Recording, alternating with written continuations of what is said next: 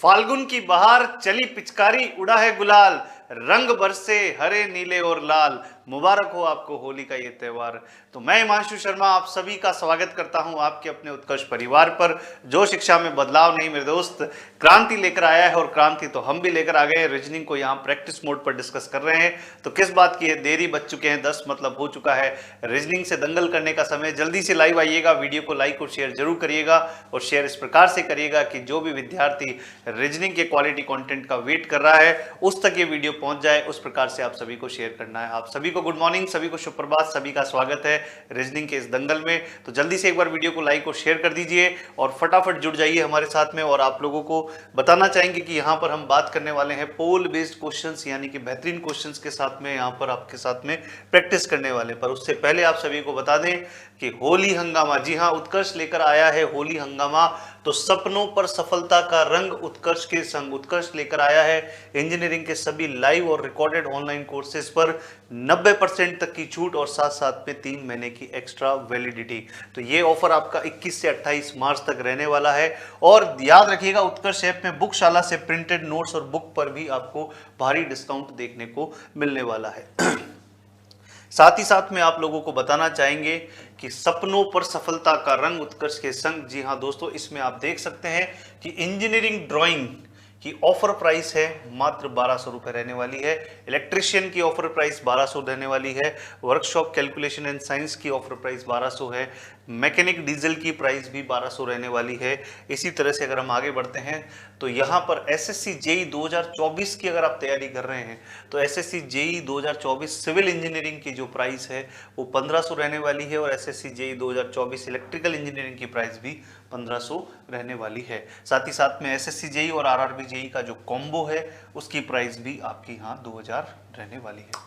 तो 1500, 1500 और 2000 रहने वाली है। साथ ही साथ में यदि आप यूपी ट्रिपल एससी जेई की तैयारी कर रहे हैं, चाहे आप हिंदी माध्यम से हो या इंग्लिश माध्यम से हो, टेक और नॉन टेक दोनों ही, आपका जो ऑफर प्राइस है वो आपको 1500 रहने वाला है। तो इस होली हंगामा के तहत 21 से 28 मार्च के बीच अपने इस ऑफर का फायदा उठाएं।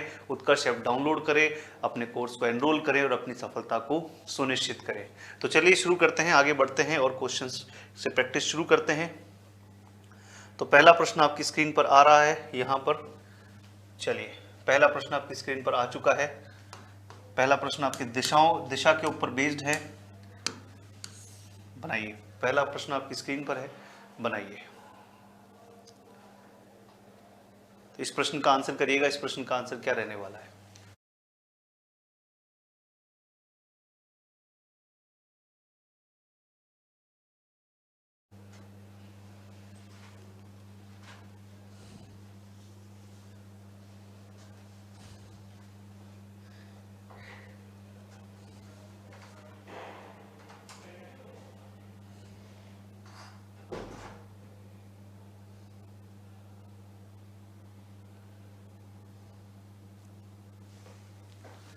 तो यहां अगर आप देखें तो यहां पर इस क्वेश्चन का आंसर किस प्रकार से बनेगा।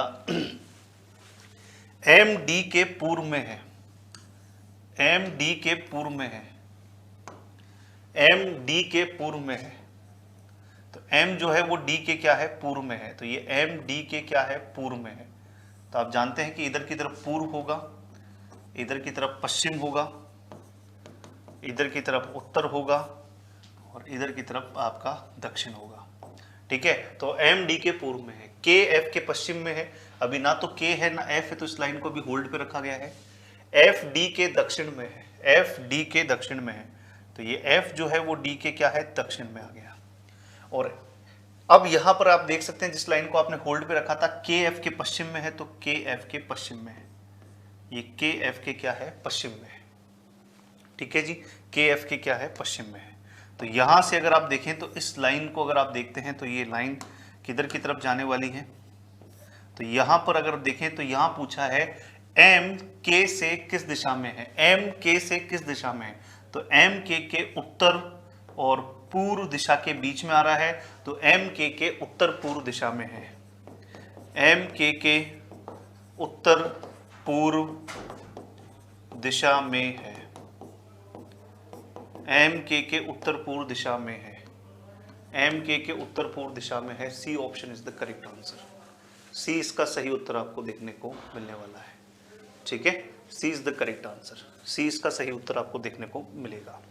इसी तरह से अगर हम आगे बढ़ते हैं अगले क्वेश्चन की ओर, नेक्स्ट क्वेश्चन की ओर बढ़ते हैं, तो अगला क्वेश्चन देखिएगा। नेक्स्ट क्वेश्चन देखिएगा, एक नगर के सर्वेक्षण से पता चला है कि सर्वेक्षित लोगों में 65% दूरदर्शन समाचार देखते हैं, 40% समाचार पत्र पढ़ते हैं, 25% समाचार पत्र पढ़ते हैं और टीवी पर भी समाचार देखते हैं। सर्वेक्षित लोगों में कितने प्रतिशत लोग न तो टीवी पर देखते हैं और न ही समाचार देखते हैं? इस प्रश्न का आपको आंसर करना है। चलिए, ये आपका वेन आरेख का क्वेश्चन है, बनाइए इस क्वेश्चन का आंसर क्या बनने वाला है। बेहतरीन क्वेश्चन आपकी स्क्रीन पर है, बनाइएगा।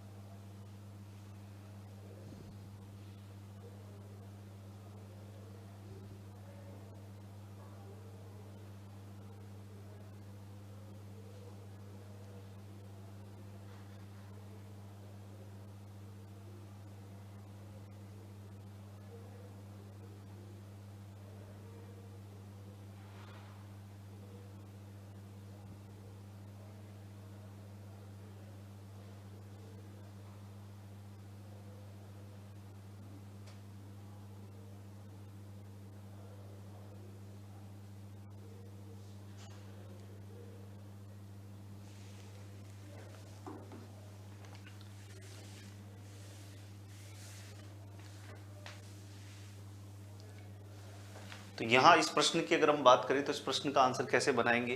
तो यहाँ इस क्वेश्चन की अगर हम बात करते हैं तो देखिएगा कि एक नगर के सर्वेक्षण में हमें पता चला है कि यहाँ पर 65%। तो देखो, जब भी ऐसे क्वेश्चंस की बात होती है तो परसेंटेज में जब भी, पहली बात तो ये वेन डायग्राम का टाइप नंबर 3 में जो हमने पढ़ा है उस टाइप का ये क्वेश्चन है।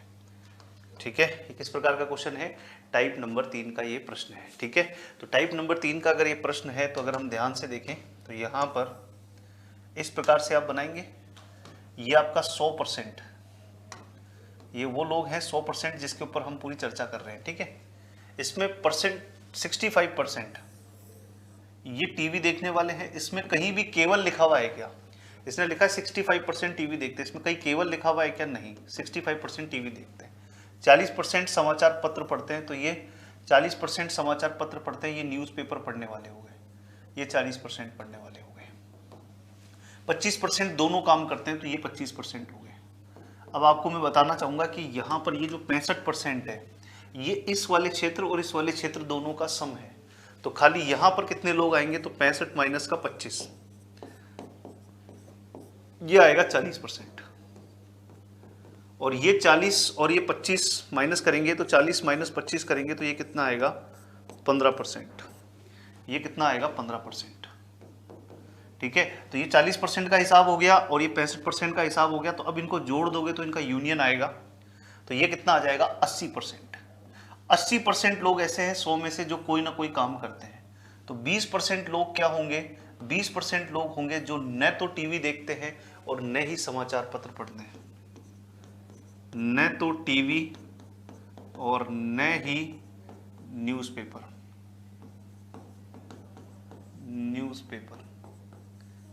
न तो टीवी और न ही न्यूज़पेपर, न तो टीवी देखते हैं और न ही न्यूज़पेपर देखते हैं, पढ़ते हैं, ये आपके 20% लोग होंगे। इस प्रकार से इस क्वेश्चन को किया जाता है। तो ये आपका वेन डायग्राम के ऊपर बेस्ड क्वेश्चन था।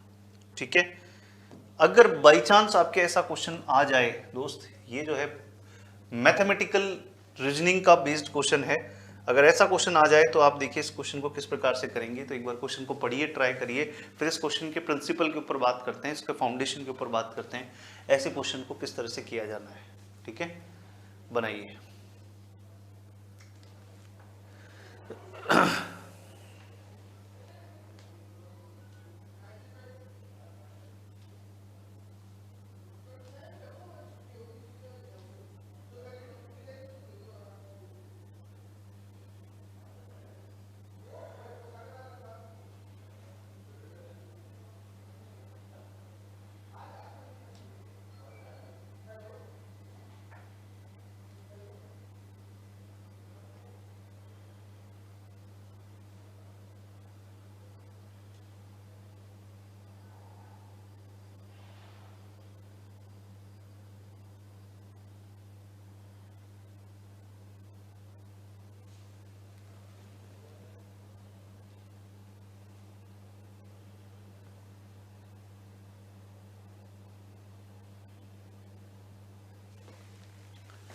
देखिए इस क्वेश्चन को किस प्रकार से किया जाता है, तो मैं इस क्वेश्चन का जो प्रिंसिपल है आपको समझाना चाहूँगा। इस क्वेश्चन के लिए जो प्रिंसिपल रहेगा वो क्या रहेगा, देखिएगा। तो जब भी देखिए ये आपका वैसे ये है एवरेज स्पीड के ऊपर बेस्ड, ये क्वेश्चन जो है ये आपका टाइम एंड डिस्टेंस के अंदर एवरेज स्पीड के ऊपर बेस्ड है। एवरेज स्पीड के ऊपर ये कॉन्सेप्ट है आपका। औसत चाल किसके ऊपर बेस्ड है? औसत चाल के ऊपर आपका ये बेस्ड है, ठीक है।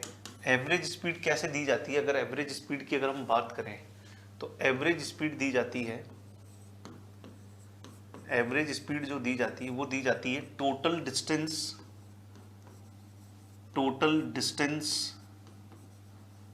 Upon total time, total distance upon total time,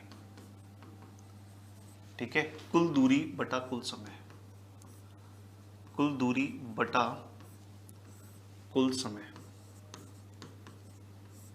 कुल दूरी बटा कुल समय, कुल दूरी बटा कुल समय, ठीक है। कुल दूरी बटा कुल समय, ये आपका एवरेज स्पीड का फॉर्मूला होता है। बट यहां पर हम जो बात कर रहे हैं ये है इसका एक स्पेशल केस। हम बात कर रहे हैं एक स्पेशल केस की। जो क्वेश्चन जो आपको दिया गया है वो स्पेशल केस है, जिसमें क्या होता है कि अगर कोई व्यक्ति इस ए से बी तक जाता है, इस ए से बी तक जाता है और इसी बी से ए वापस रिटर्न करता है, मतलब कि सेम डिस्टेंस को ट्रेवल कर रहा है, ट्रेवलिंग द सेम डिस्टेंस। तो ये मान लो कि ये डिस्टेंस डी है और ये मान लीजिए जाता है x किलोमीटर प्रति घंटे की रफ्तार से और आता है y किलोमीटर प्रति घंटे की रफ्तार से। जा रहा है x किलोमीटर प्रति घंटे की रफ्तार से और आ रहा है y किलोमीटर प्रति घंटे की रफ्तार से। तो यहां पर जाने में लगा समय और आने में लगा समय कितना होगा? तो आप सभी जानते हैं कि दिशा दूरी जो आपका डिस्टेंस टाइम एंड डिस्टेंस है उसमें आपको पता है कि टाइम बराबर जो लगने वाला समय है वो कैसे दिया जाता है?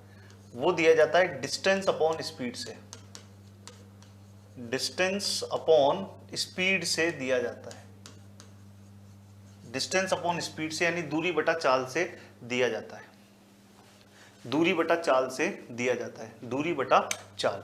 तो यहां पर कितना टाइम लगेगा? यहां पर कितना टाइम लगेगा इस डिस्टेंस को ट्रेवल करने में? तो d अपॉन एक्स। और यहां कितना टाइम लगेगा? यहां लगेगा d upon Y. d upon X और d अपॉन वाई, ये इतना टाइम लगेगा। d अपॉन एक्स और d अपॉन वाई ये टाइम लगेगा। तो यहां पर जो रिलेटिव जो आपकी एवरेज स्पीड होगी वो एवरेज स्पीड कैसे दी जाएगी? तो एवरेज स्पीड दी जाएगी कि सर टोटल डिस्टेंस कितनी कवर करी है, d डिस्टेंस आप आए हो और d डिस्टेंस वापस जा भी तो रहे हो, तो d प्लस डी। देखो जैसा लिख रखा है ना, कुल दूरी बटा कुल समय। समय कितना लग रहा है कि जाने में लगा d अपॉन एक्स और आने में वापस कितना लगा d अपॉन वाई। जब आप इसको सॉल्व करेंगे तो ये आएगा 2d, d कॉमन ले लिया और ये बनेगा आपका x प्लस वाई और एक्स वाई। और जब आप इसको पूर्णतः सॉल्व करेंगे तो d से d कट जाएगा। तो जो आपका एवरेज स्पीड का फॉर्मूला है इस स्पेशल केस के अंदर, जो एवरेज स्पीड का फॉर्मूला है इस स्पेशल केस में, जो एवरेज स्पीड का फॉर्मूला है वो एवरेज स्पीड का फॉर्मूला क्या रहने वाला है? वो रहने वाला है 2 into X Y upon X plus Y, X Y upon X plus Y, मतलब कि 2 इंटू चालों का गुणनफल अपॉन चालों का योग, ठीक है। तो ये पूरा जो मैंने अभी आपको सामने बताया है, ये इसका कॉन्सेप्ट मैंने आपको बता दिया है कि किस तरह से आप एवरेज स्पीड को निकालते हैं, ठीक है। तो यहां पर भी कुछ ऐसा ही केस है। तो यहां जो है आपका, जैसे कि मैंने लिखा एवरेज स्पीड, एवरेज स्पीड बराबर क्या आएगा? 2 into product of speed, product of speed, जब स्पेशल केस होगा तो product of speed divide by, पर ध्यान रखना ये फॉर्मूला हर जगह काम में नहीं लेना, ये तभी काम में लेना है जब आपका ये स्पेशल केस हो, ठीक है। स्पेशल केस से दो नगरों के बीच में 30 किलोमीटर की दूरी, एक व्यक्ति 30 किलोमीटर प्रति घंटे की रफ्तार से जाता है और 20 किलोमीटर प्रति घंटे की रफ्तार से आता है। तो यहाँ ए से बी जो है डिस्टेंस दे रखी है, पर आपको पता है कि इस डिस्टेंस का कोई भी रोल नहीं है, क्योंकि आपने देखा था कि यहाँ फाइनली डी से डी कट हो गया था। तो एवरेज स्पीड कहीं भी डिस्टेंस के ऊपर आपकी निर्भर नहीं करती है, डिस्टेंस के ऊपर कहीं भी इसका कोई उसका महत्व नहीं है, ठीक है। तो यहाँ पर देखें तो वह डी डिस्टेंस है, यहां से यहां जा रहा है, यहां से यहां जा रहा है कितने 30 किलोमीटर प्रति घंटे की रफ्तार से, और यहां से यहां वापस रिटर्न कर रहा है 20 किलोमीटर प्रति घंटे की रफ्तार से। सेम डिस्टेंस को ट्रेवल कर रहे हो, तो जो एवरेज स्पीड है वो एवरेज स्पीड कितना होगा 2 इंटू 30 इंटू 20 बटा 30 प्लस 20, 30 प्लस 20, ठीक है। तो 2 इंटू 30 इंटू 20 डिवाइड बाई 50, ठीक है जी। तो जीरो से तो जीरो कट जाएगा, 5 छन 30, 6 दूनी 12, 12 दूना कितना आ जाएगा 24 किलोमीटर प्रति घंटा। ये इस केस में इसकी क्या रहेगी, एवरेज स्पीड रहेगी। तो अगर बाई चांस ऐसा क्वेश्चन आपके मैथमेटिकल रीजनिंग के नाम पर कभी पूछ लिया जाए तो आप इस तरह से इस क्वेश्चन का आंसर करने वाले हैं। तो पूरे कॉन्सेप्ट के साथ में मैंने इस चीज को आपको समझाया है, ये किस तरह से इस क्वेश्चन का आंसर किया जाएगा। अगला प्रश्न देखें, ये फिर से आपका डायरेक्शन के ऊपर बेस्ड क्वेश्चन है। चलिए बनाइए इस क्वेश्चन का आंसर क्या बनने वाला है, बनाइए इस क्वेश्चन का आंसर क्या बनेगा।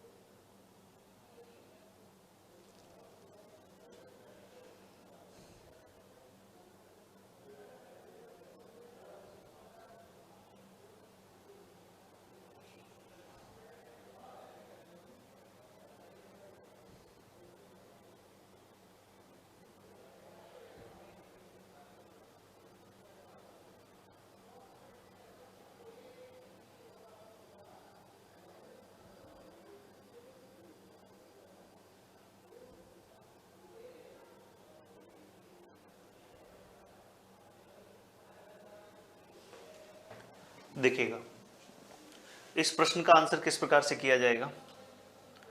तो यहां अगर आप देखें तो ये आपका दिशा और दूरी के ऊपर बेस्ड है। तो बेसिकली इस क्वेश्चन के अंदर देखें तो सबसे पहले ऐसे क्वेश्चन का आंसर करने के लिए आप हमेशा क्या बनाएं, रेफरेंस जरूर बनाएं, ठीक है। रेफरेंस बनाकर ही प्रश्न को बनाएं, ठीक है। ये आपका नॉर्थ, ये साउथ, ये ईस्ट और ये वेस्ट, ठीक है। ये दे रखा है क्यू पूर्व की ओर यात्रा कर रहा है। तो क्यू किधर की तरफ यात्रा कर रहा है, क्यू जो है वो पूर्व की तरफ यात्रा कर रहा है, Q is travelling towards east, ठीक है। एम जो है वो उत्तर की ओर यात्रा कर रहा है, एम जो है वो उत्तर की ओर यात्रा कर रहा है, M travelling towards north. S और टी विपरीत दिशा में यात्रा कर रहे हैं। अभी एस और टी के बारे में कोई जानकारी नहीं है, तो एस और टी विपरीत दिशा में यात्रा कर रहे हैं। टी क्यू के दाहिनी ओर यात्रा कर रहा है, तो टी क्यू के दाहिनी ओर यात्रा कर रहा है, तो क्यू का राइट इधर है, क्यू का लेफ्ट इधर है। तो टी क्यू के दाहिनी ओर मतलब नीचे की तरफ, तो टी क्यू के दाहिनी ओर यात्रा कर रहा है। टी जो है वो क्यू के किधर की तरफ यात्रा कर रहा है, दाहिनी ओर यात्रा कर रहा है। टी क्यू के दाहिनी ओर यात्रा कर रहा है। और आपको लिखा है एस और टी विपरीत दिशा में, तो टी अगर नीचे की तरफ है तो एस किधर की तरफ होगा, एस ऊपर की तरफ होगा। अब आपको बताना है कि इनमें से कौन सा लाइन जो है वो निश्चित रूप से सत्य है। तो एम और एस विपरीत दिशा में यात्रा कर रहे हैं, जी नहीं, एम और S are travelling in same direction. T पश्चिम की ओर यात्रा कर रहा है, नहीं, टी दक्षिण की ओर यात्रा कर रहा है। टी उत्तर की ओर यात्रा कर रहा है, नहीं। एम और एस समान दिशा में यात्रा कर रहे हैं, yes, M and S are travelling in same direction. ये वाला स्टेटमेंट आपका क्या होगा, इसमें करेक्ट होगा। तो M and S are travelling in same direction. ये इस प्रश्न का सही उत्तर आपको देखने को मिलने वाला है, ठीक है जी। नेक्स्ट क्वेश्चन देखिएगा, ये फिर से आपका दिशा के ऊपर बेस्ड है। चलिए इस प्रश्न को पढ़िए, बनाइए इसका आंसर क्या बनेगा।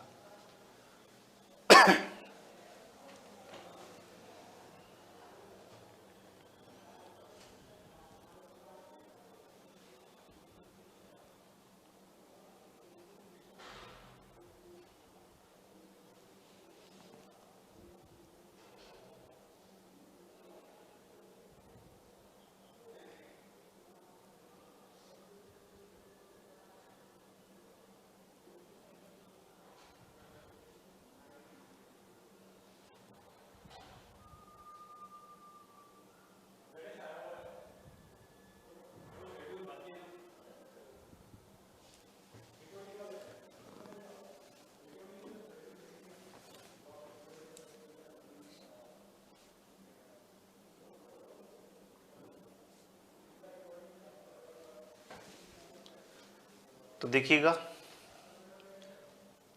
ऐसे क्वेश्चन को किस प्रकार से सॉल्व करना है। तो P Q R S T 5 गांव एक दूसरे के समीप है, तो यहां पर फिर से वही बात है कि रिलेटिव पोजीशन के ऊपर बेस्ड है क्वेश्चन। तो इस तरह से आप यहां पर ये बनाएंगे एंड पी क्यू के पश्चिम में है, पी क्यू के पश्चिम में है, तो पी क्यू के पश्चिम में है, ठीक है।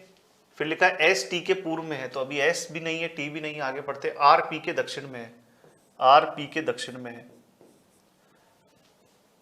टी क्यू के उत्तर में है, टी क्यू के उत्तर में है, टी क्यू के उत्तर में है, ठीक है। आर पी के दक्षिण में है, टी क्यू के उत्तर में है। आर एस से किस दिशा में होगा, आर एस से किस दिशा में होगा, तो एक लाइन जो थी हमारे पास एस टी के पूर्व में है, तो ये एस टी के पूर्व में आ गया, एस टी के पूर्व में है। तो यहां से यहां ये जो है आपका इस तरह से बनेगा, यहां से यहां ये इस तरह से बनेगा, तो ये उत्तर पूर्व, उत्तर पूर्व दिशा में स्थित है। किस दिशा में स्थित है, उत्तर पूर्व दिशा में स्थित है, मतलब कि A option is the correct answer. A इसका सही उत्तर आपको देखने को मिलने वाला है। तो उत्तर पूर्व दिशा में एस स्थित है। क्लियर है यहां तक की बात, तो ए option is the correct answer, ठीक है जी। अगला क्वेश्चन देखिए, तो इसमें अब आपसे डिस्टेंस पूछी है, इसमें आपसे क्या पूछी है, डिस्टेंस पूछी है। अभी तक जो क्वेश्चन किए थे उसमें अपन ने दूरी के ऊपर बेस्ड था, ये आपसे डिस्टेंस पूछी गई है। बताइए इस प्रश्न का आंसर क्या बनेगा, बताइए इस प्रश्न का आंसर क्या बनेगा।